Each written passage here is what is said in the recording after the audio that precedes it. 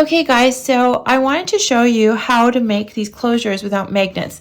I'm not going to spend a ton of time talking, but I know that using magnets in mini albums gets a little bit expensive, and sometimes it's even hard to find the right magnets. So I wanted to show you a tip to create closures where you absolutely don't need to use magnets. So there's two here. I'm going to walk you through how to do this style, but it's essentially the same thing. So what it is basically the way that you the way that you tuck your papers under. So you'll have this sort of card sitting on top, and then your fold over, your two folds, or gate folds, I guess, will overlap so that one can tuck in between the top card and this little embellishment, like so. Same thing on this side.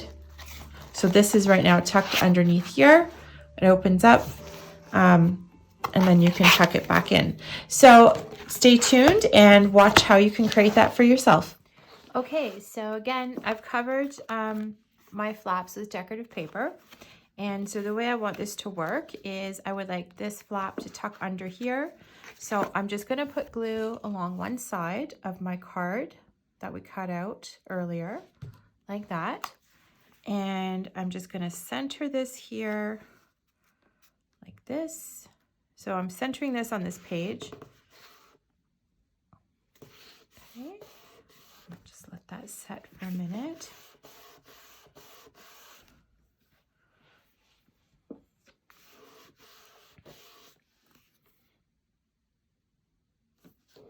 All right, so there we go. So that's just tucks right under there, and that'll stay closed for you as well. So I hope you enjoyed that. That's a way to save on magnets. Of course, the magnets will be more secure, but this actually is a nice little way to do it without magnets, and just using your papers and some little tricks on the paper itself.